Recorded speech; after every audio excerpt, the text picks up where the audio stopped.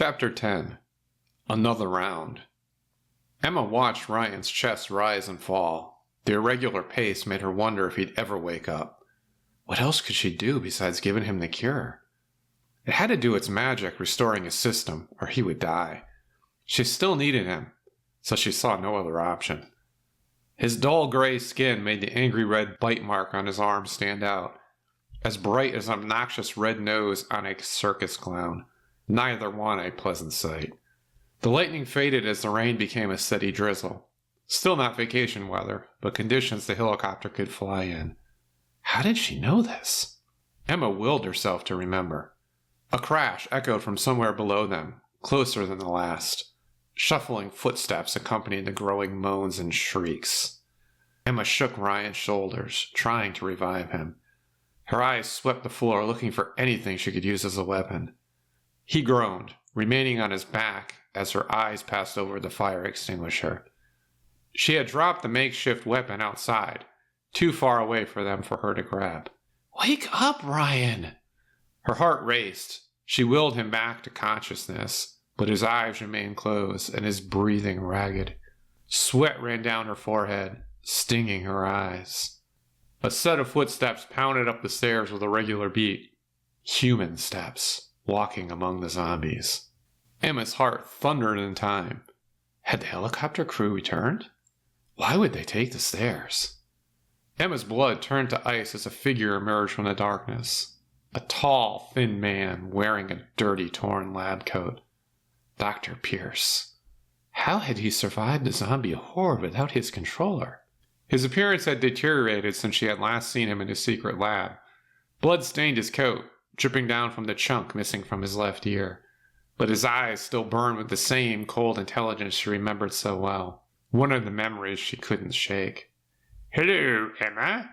I told you there would be no escape."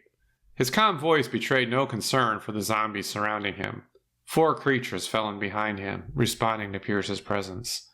Destroying the communications tower had done nothing to stop him. His enhanced zombies still defended their fallen king. How? How did you escape the lab? The zombies had you trapped. Emma wished for a weapon to end the madman and his evil soldiers. But even her pathetic fire extinguisher lay too far away from her. She willed Ryan to wake up so she wouldn't have to face Pierce alone. Pierce snarled. He looked as deranged as his pet monsters. "I had a contingency plan, of course. I'm unbeatable, Emma. If you weren't so valuable, then I would have left you to the zombies.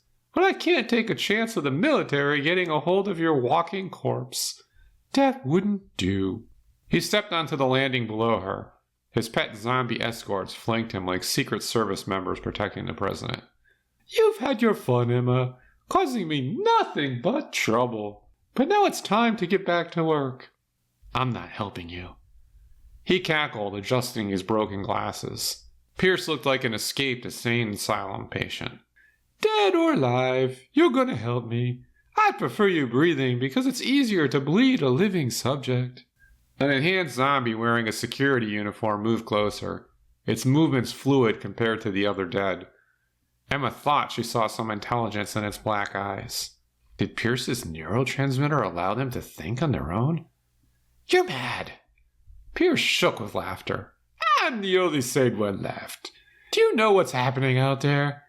"Oh, sorry. Of course not. Your brain is mush. The virus is overcoming the living. Civilization has collapsed. Cities are wastelands." He gestured to the world beyond the hospital like a possessed game show host. "The government has fallen. Military units have deserted. Chaos reigns. But I can fix it all. Remake the world in my image. You can stand with me." Pierce pulled a small metallic device from his pocket, about the size of a television remote control. Emma had thought she destroyed his only controller back in the lab. "This transmitter can control them. An army that never tires, never questions orders, and grows in number with each battle. Only I can bring order to the chaos of this world." "You're going to bring order by turning everyone into zombies?" "No, silly girl. I'll control the undead mob. An end to all human suffering. Only perfect order. Created in my image. Emma backed toward Ryan's prone body and the open door beyond him leading to the roof. She didn't want to desert Ryan, nor did she see an escape, but Pierce's presence repelled her. You're crazy, talking about enslaving humanity.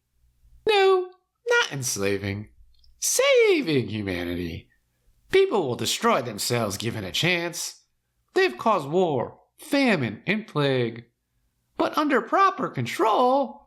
He interrupted himself, nodding to his zombie guards. They closed in, moving with military precision. The military thinks they can control this plague, but only fools think they can control an aggressive virus. Not that it matters. There won't be enough living people left to matter. His snarl turned into a cackle. Pierce sounded like an escapee from an insane asylum, matching his outfit. Emma's back collided with the doorframe. The humid air slammed into her. The vials! My blood! The cure can end the apocalypse. Pierce roared with laughter. He shook his head, rolling his eyes. Don't be so naive, Emma. It would take too long to synthesize a cure from your blood. Years, and maybe even decades. By then, millions of people would turn into zombies. Ryan groaned, rolling out to his side. Pierce snarled. You're still alive, Officer Matthews. It's a miracle you've made it this long. With such an advanced infection, even your miracle blood can't save him. It's gonna work. Emma heard the doubt in her own voice. More than anything, she wanted to have faith. Prove Pierce wrong. An ego striving for validation. His snarl turned into a toothy smile. He spread his arms wide like a scarecrow. Don't be foolish, Emma. Join me and save everyone instead of saving only one. We can build a new world from the ashes of the old, like the Phoenix. We'll perfect the process together. The dream team. Emma wished for a fire extinguisher, or anything she could use as a weapon. She felt powerless standing in front of Pierce and his monsters. There's not a chance in hell I'd work with you. You're a worse monster than the zombies. Pierce's sigh turned to manic laughter. He pressed the button on his zombie remote. I was afraid you might say that. This will change your mind. The 4 enhanced zombies lunged toward her in formation. Emma charged, kicking the lead beast in the chest. A blow that would have dropped a normal human. For a member of the Walking Dead, it caused it only to stagger. It reached for her, but she twisted out of its grip. As she recovered her footing, Emma delivered a second front kick to its chest. This one hit the mark, disrupting the monster's equilibrium. It collapsed backward, knocking the second creature off its feet like a falling domino. Emma thought she had turned the tide. Then the third zombie leapt over its 2 comrades, grabbing her shirt with its clawed hand. As the fabric ripped, she drove her elbow into its face. A wet crunch came from its now deformed nose. Careful! I need her in one piece, you stupid beast! His words distracted her, allowing the 4th zombie to grab Emma from behind. With her arms pinned to her side, she delivered a reverse headbutt to its jaw. Bones snapped from her vicious blow. Ryan's eyes popped open. He struggled to sit up while Emma fought for her life. Emma! Run, Ryan! She twisted, breaking free from the zombie's grip. Pierce yawned. Fascinating. Your survival instincts are even stronger than I thought. Even in the face of certain death. No wonder you're immune. Emma kicked the nearest zombie in the knee, bending its leg backward with a sickening snap. It kept coming, dragging its broken limb behind it, crawling toward her. She stomped on its skull until it stopped moving. Pierce smirked. They can keep this up all night, but you're wearing out my patience, Emma. He brandished a syringe filled with a clear liquid. Time for a mild sedative. You'll sleep peacefully while I move you to my secondary facility. The 3 remaining zombies pressed their attack. They drove Emma toward Pierce and his syringe. Her heart raced, knowing she had run out of time. One grabbed her wrist with an iron grip, dragging her toward the needle. She struck the monster with her free hand. Its friend grabbed her other wrist with its icy dead hands. Trapped. Your fight is done, Emma. Give up and accept your destiny. Pierce moved closer, preparing to inject Emma with the unknown drug. She swung her arms, trying to loosen the zombie's grip. Ryan dragged himself to his feet. He swayed like a drunken sailor in a storm. Before collapsing, he grabbed the third zombie, pitching it over the railing. The unexpected attack distracted the last two enhanced zombies. It gave Emma the opportunity to shake herself free, shoving Ryan through the doorway. They retreated to the roof, looking for an escape from Pierce. Pierce and his monster strolled through the door after them. Emma and Ryan backed away. Then everyone heard it. The whomp whomp of the rotor blades of a helicopter, closing in fast. The helicopter had returned. Its rotors beat the night air with a steady rhythm as the black helicopter swept over the hospital. Emma looked up, seeing the men dressed in fatigues behind the open back door. Renewed hope flooded through her. They'd come back for her. The calm look on Pierce's face faded. She watched his lips move, but couldn't hear his voice over the racket from the helicopter. It banged hard, swooping over the rooftop. A canvas bag dropped from the open side door, landing with a thud at Emma's feet. Lightning struck the building next door, sending the aircraft away for a second time. "What the hell is happening here?" Pierce stepped toward her, his two zombies following close behind. Emma snatched up the bag, unzipping it like a present on Christmas morning. An M4 rifle, 3 magazines of ammunition, and a two-way radio filled the rucksack. She had no clue how she knew what any of these items were. Her hands moved like alien creatures. They checked the weapon's action, inserting a magazine in one smooth practice move. Pure muscle memory, born from the training she couldn't remember. "Where did you learn how to handle a weapon?" Ryan asked. "No idea." Emma shouldered the weapon, flicking off the safety, and took aim at the doctor. Pierce's eyes widened like a cartoon character. "No, that's not possible. You're a paramedic. You don't know how to shoot a rifle." "Guess I'm full of surprises." Emma opened fire. Her first 3-round burst caught the nearest enhanced zombie, center mass. It charged. She swung the barrel towards its skull, letting a second burst fly. Its body dropped into a heap. Pierce scrambled backward, using the last zombie for cover. He shouted as he reached the open door. "This isn't over, Emma. I'll find you. You can't run forever." He shoved the zombie toward Emma as she pulled the trigger. She emptied the magazine on full auto as Pierce sprinted down the stairs. "Pierce!" Emma pursued, remembering the empty magazine after her fourth step. She sprinted for the bag, ejecting the empty as she ran, grabbing a fresh magazine as she slammed it home, readying the rifle. As she reached the doorway, a dozen regular zombies poured out of an open door 5 flights below her. They filled the stairwell, cutting her off from Pierce, allowing him to escape. Even with the fresh 30-round magazine, she couldn't cut through the mass of bodies between them. "Damn it!" Emma slammed the door, locking the horde inside the stairwell.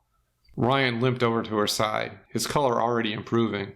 The cure had worked. She dared to hope, looking for any positive outcome. "It's okay, Emma. Let him go. He's stuck in there with them. It's only a matter of time till they rip him to pieces." "That's what I thought before, and he found a way out. He's a slippery bastard." The zombies pounded on the door. Their moans resonated through the heavy steel. Emma checked the keypad, finding the indicator glowing red. Locked. Static crackled through the tinny radio speaker, drawing her attention. Before she reached it, a voice came through. "Ground team, this is Rescue 1. Area is secure for extraction. Do you copy? Over." When Emma's hand touched the radio, she knew how to operate it.